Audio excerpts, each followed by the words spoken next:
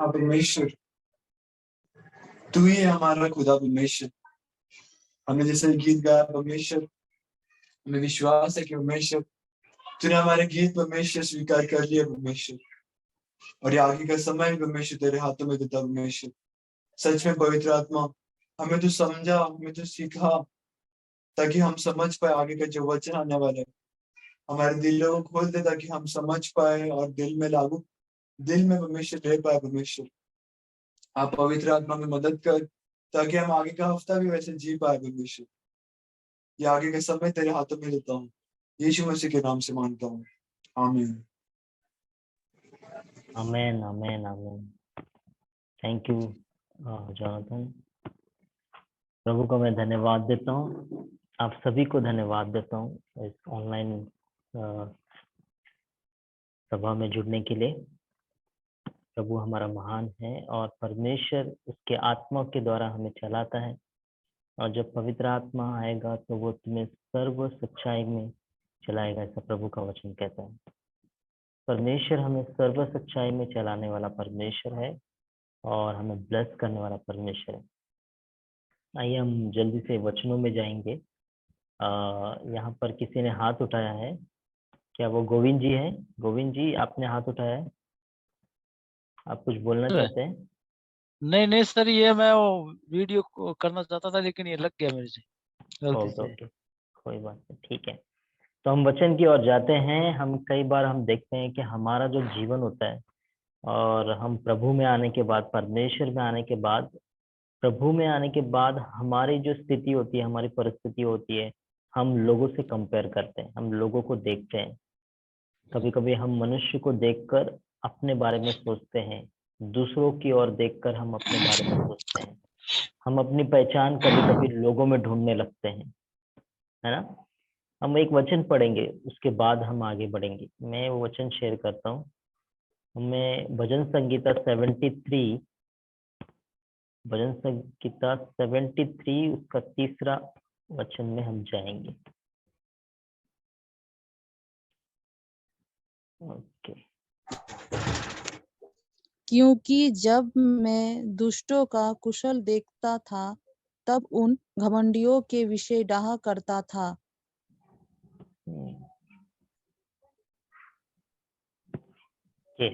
ये शेयर क्यों नहीं हो रहा है?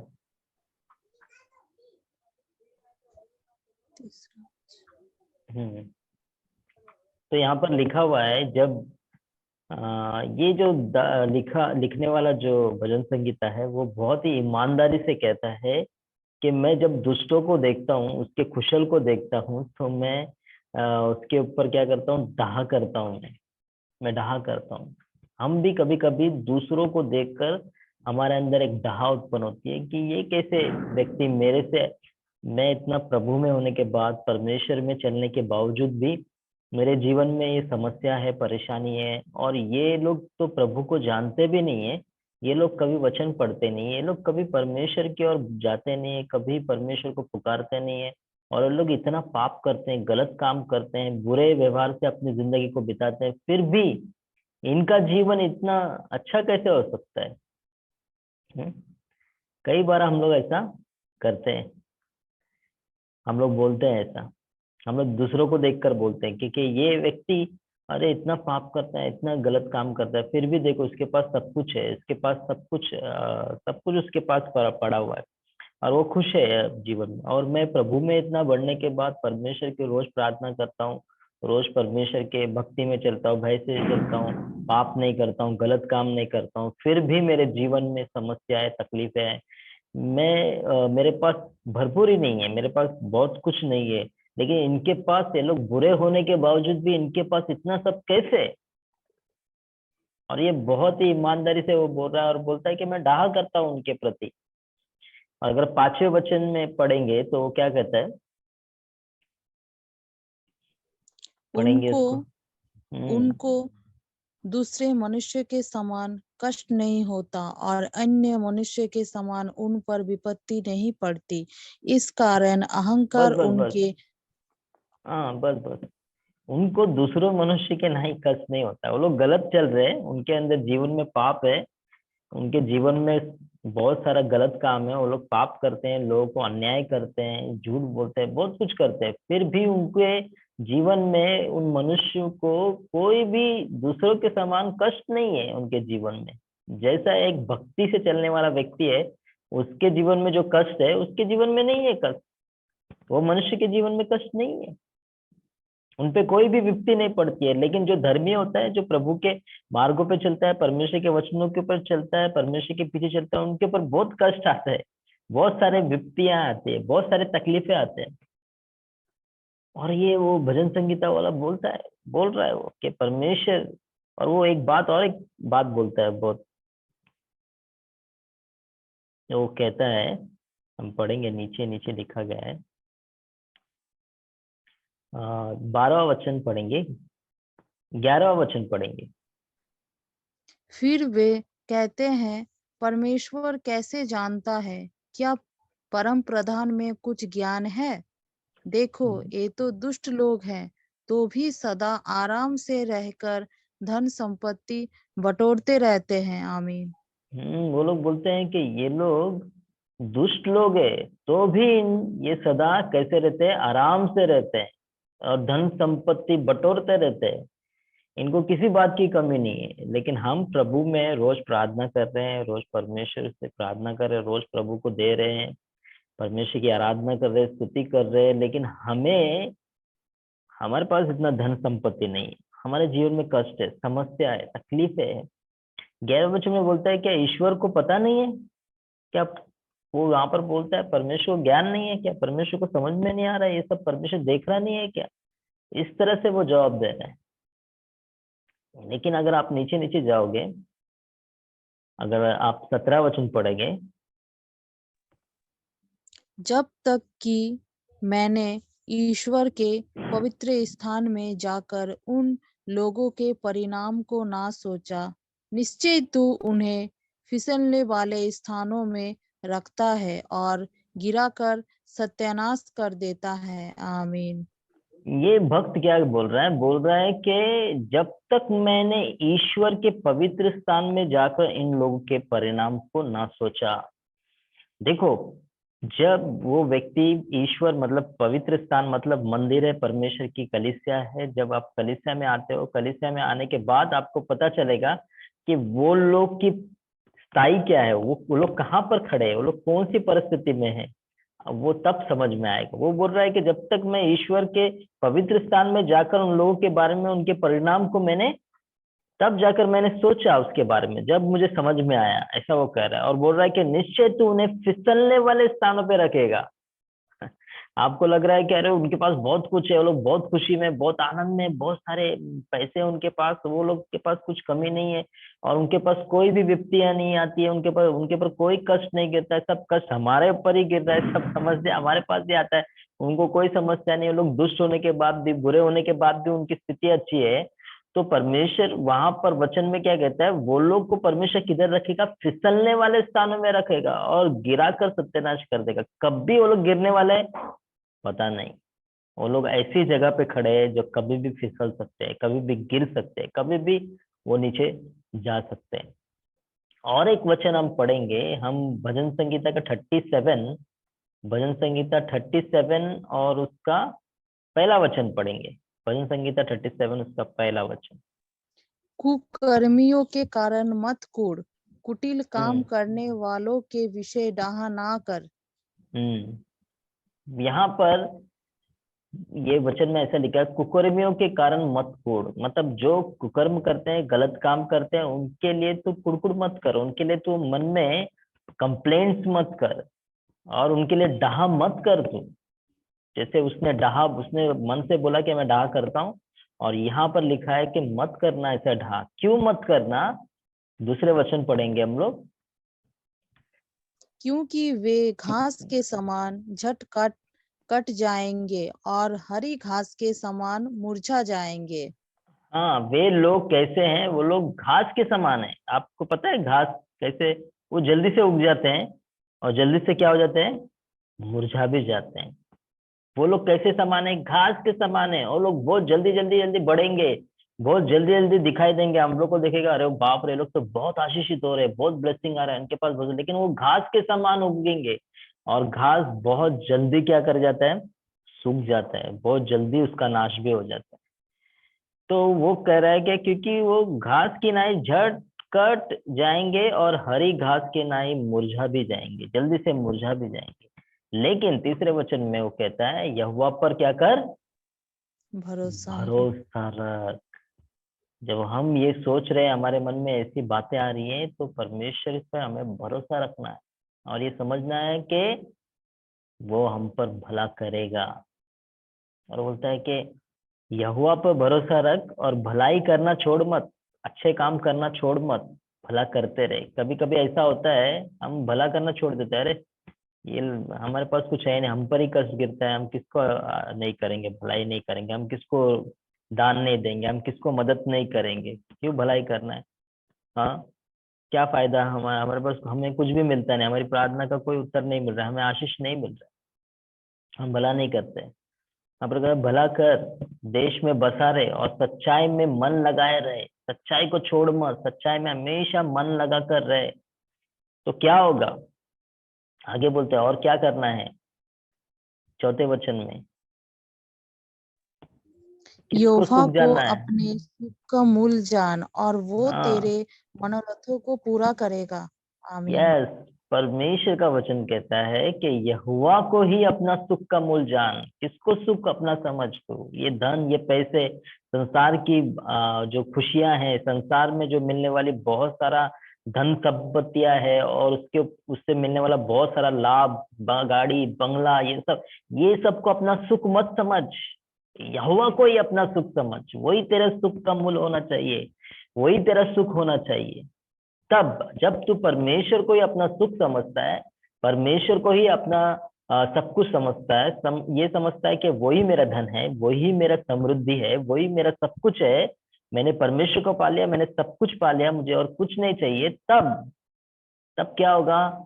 तब तेरे मनोरथों को पूरा करेगा परमेश्वर। कई बार हमारे मन मन की ख्वाहिशें बहुत होती है, लेकिन उसको पूरा करने के लिए आपके मन की ख्वाहिश को आपको त्यागना जरूरी है। और जब हम लोग अपने मनों के इच्छाओं को, अपने मनों के ख्वाहिशों को हम त्याग देते हैं, बोलते हैं हमें नहीं चाहिए, हमें ये सब की जरूरत नहीं है, हमको त्यागते हैं, हमें परमेश्वर ही चाहिए, बस परमेश्वर हमारे पास है, हमें और कुछ नहीं चाहिए। तब परमेश्वर हमारे मनोरथों को देखता है और वो उसको भी पूरा करने के लिए तैयार है। पांचों वचन पढ़ेंगे हम लोग, पांचों वचन और भी इंटरेस्टिंग है।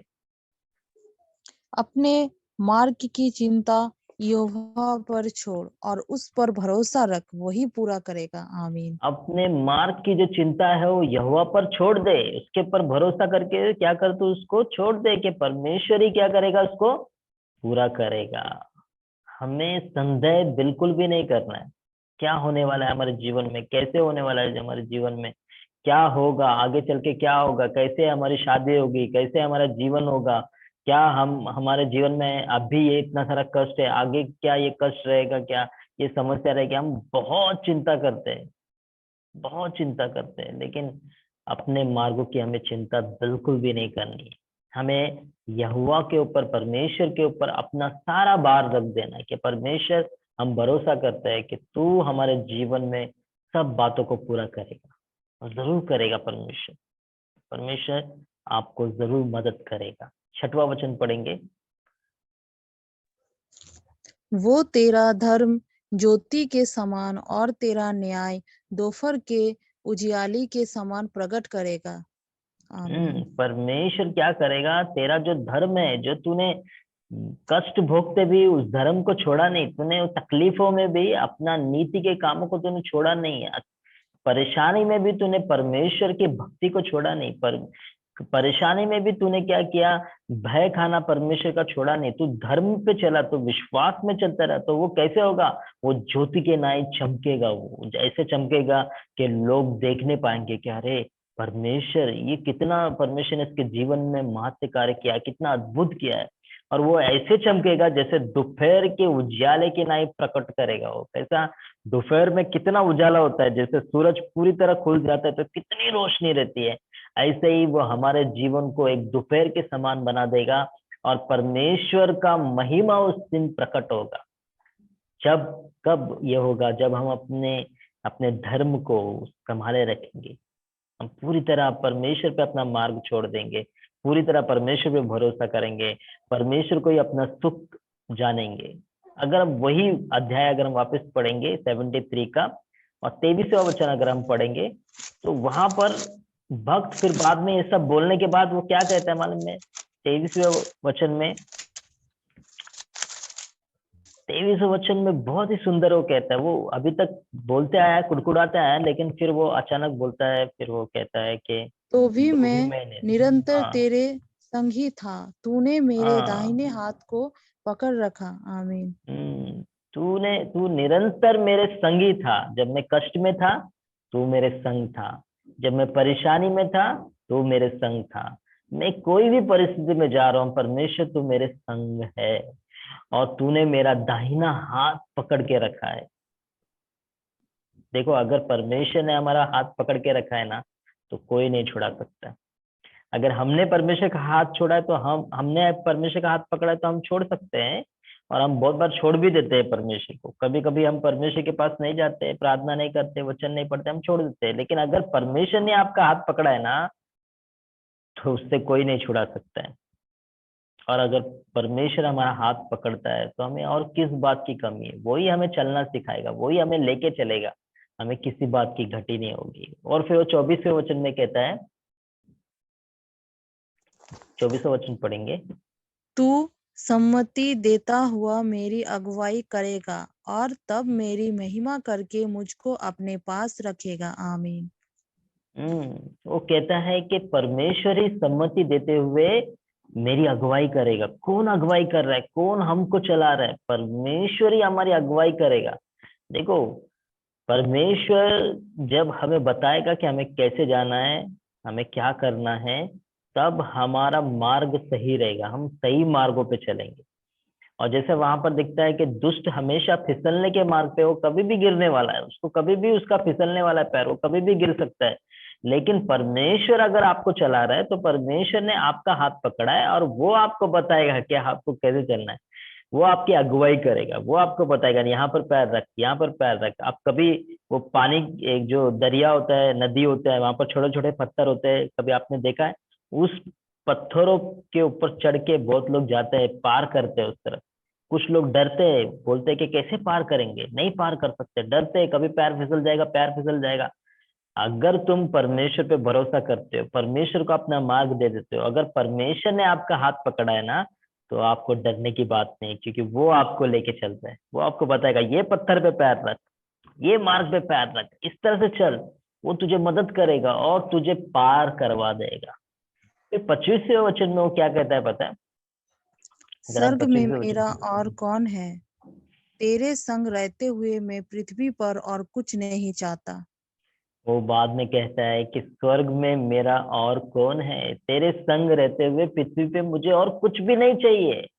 वो यहाँ पर अभी ये कह रहा है कि मुझे संसार की अभिलाषा है, जो दुष्ट लोगों के पास बहुत संपत्ति है, गाड़ी है, बंगला है, मुझे कुछ भी नहीं चाहिए, मुझे परमेश्वर चाहिए। अगर परमेश्वर मेरे संग है तो मुझे और किसी बात की घटी नहीं, मुझे और कुछ भी नहीं चाहिए।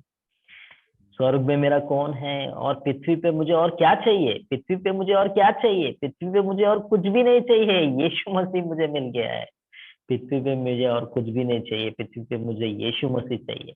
पृथ्वी पे भी यीशु मसीह चाहिए, जब मैं स्वर्ग में जाऊंगा तभी भी मुझे यीशु मसीह चाहिए। अगर आपके जीवन में यीशु मसीह आपको मिल गया है, देखो, बहुत लोगों के जीवन में ना खुशी नहीं है, आनंद नहीं है, मन में सुकून नहीं है, सब कुछ है लेकिन खुशी नहीं है, मन में तृप्ति नहीं है। एक व्यक्ति के बारे में यीशु मसीह कहता है कि वो अपने प्राण से कहता है कि प्राण क्या कर, खा पी और सुख से रहे, क्योंकि तेरे पास बहुत सारा खाना है।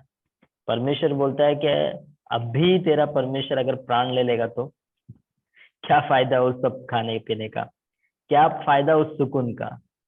कुछ भी नहीं कर सकता है। कहाँ तेरा सुख है? कहाँ नहीं है तेरे पास सुख। अगर अब भी परमेश्वर तुझे उठा लेगा तो कैसे सुख भोगेगा? इसके लिए परमेश्वर को ही अपना सुख बना ले, परमेश्वर को ही अपना आनंद बना ले। परमेश्वर ही मेरा आनंद है, परमेश्वर ही मेरा सुख है, परमेश्वर ही मेरे मन को सुकून दे सकता है। आप लोग विश्वास करते हैं?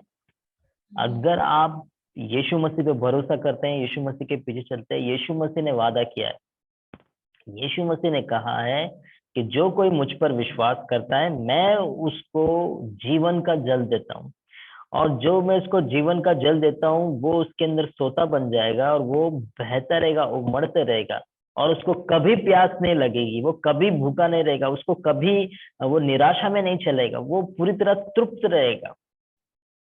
परमेश्वर ने कहा कि मैं तुम्हें जीवन का जल दूंगा। अगर यूहन्ना 4:14 में अगर हम पढ़ेंगे तो वहां पर एक सामरिया स्त्री से वो परमेश्वर बात करता है। पढ़ेंगे उसको, 13 वचन से 14 वचन पढ़ेंगे। यूहन्ना 4 का यूहन्ना 4 का 13 और 14 वचन हम पढ़ेंगे। यीशु ने उसको उत्तर दिया, जो कोई ये जल पिएगा वो फिर प्यासा होगा होगा परंतु परंतु 14 जो कोई उस जल में से पिएगा जो मैं उसे दूंगा वो फिर अनंत काल तक प्यासा ना होगा, वरन जो जल में उसे दूंगा वो उसमें एक सोता बन जाएगा जो अनंत जीवन के लिए उमड़ता रहेगा।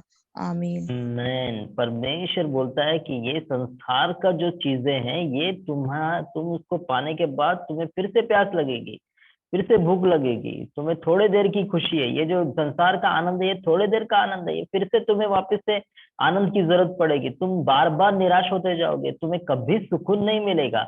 लेकिन मैं जो तुम्हें जल देता हूँ, मैं तुम्हें जो जल देता हूँ उस वो तुम पाओगे तो तुम अनंत काल तक प्यासे ना हो जाओगे, तुम्हें कभी प्यास नहीं लगेगी, वरन जो जल मैं तुम्हें दूंगा उसमें वो सोता बन जाएगा। एक सोते को आपने देखा कैसे वो सोता जो रहता है वो हमेशा उमड़ते रहता है, वो कभी भी पानी खत्म नहीं होता है।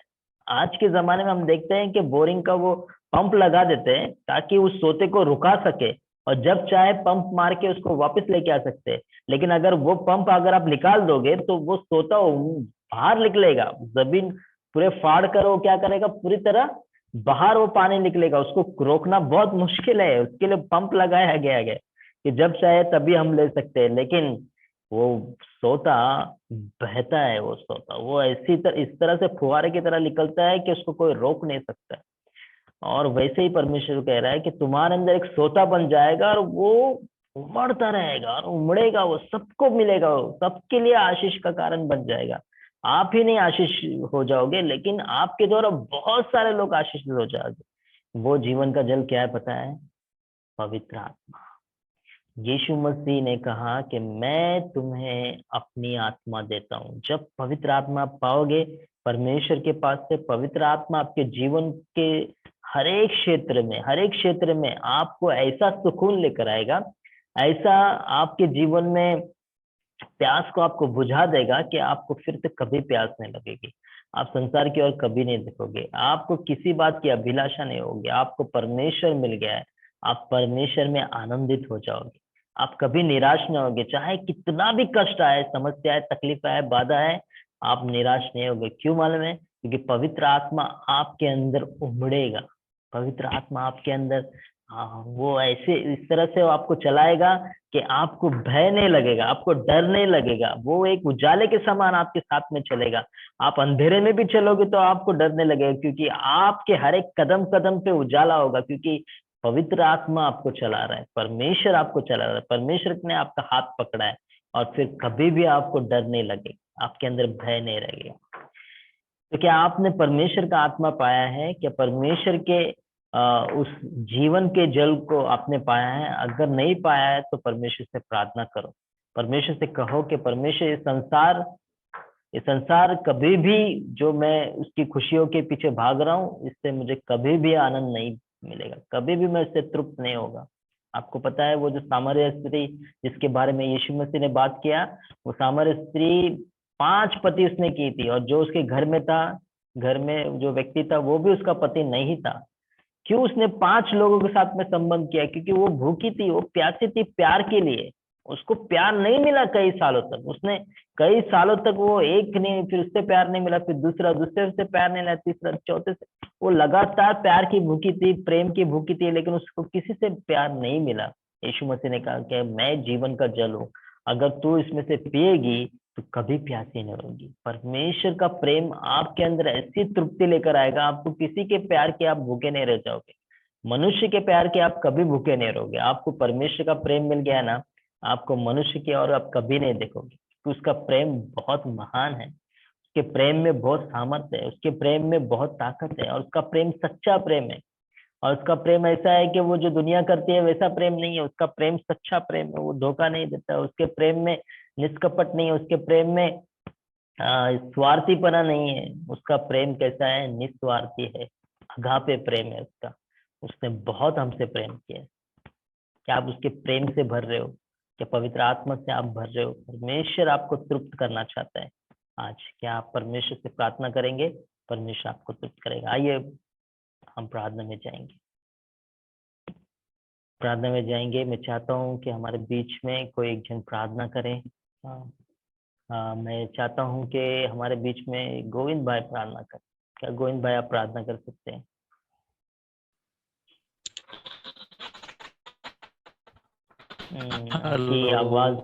आपकी आवाज ठीक से नहीं आ रही है। आवाज नेटवर्क नहीं है सर, नेटवर्क नहीं यहाँ पे। आप पूजा है कि ओके ओके, अगर पूजा जी आप करो। पूजा जी अगर आपका नेटवर्क अच्छा है तो प्रार्थना कीजिए। जय मसीह पास्टर। हेलो, आवाज हालेलुया। धन्यवाद धन्यवाद पिता परमेश्वर, आपका धन्यवाद करते हैं इस सुंदर समय के लिए जो आपने हमें दिया खुदावंद खुदा। धन्यवाद, आपने हमें इकट्ठे होने का समय दिया खुदावंद। धन्यवाद पिता परमेश्वर, अपनी आत्मा से भर दीजिए एक जन को खुदावंद खुदा। जो यहाँ पे खुदावंद एक जन को अपनी आत्मा से भर दीजिए खुदावंद खुदा। दया कर परमेश्वर, दया कर खुदावंद। तेरे वचन में लिखा है कि मैं जीवन का जल हूँ, जो कोई मुझसे मांगेगा मैं उसे जीवन का जल दूंगा और वो फिर कभी प्यासा ना होगा। हालेलुया परमेश्वर, वो जीवन का जल हमें दे, हमें पवित्र आत्मा से भर दे पिता परमेश्वर। यहाँ एक एक जन को खुदावंद खुदा दो पवित्र आत्मा से भर परमेश्वर। जो भी खुदावंद तेरे लिए प्यास रखता है खुदावंद, उसे तू जीवन का जल दे पिता परमेश्वर, ताकि वो हमेशा के लिए उमड़ता रहे परमेश्वर पिता।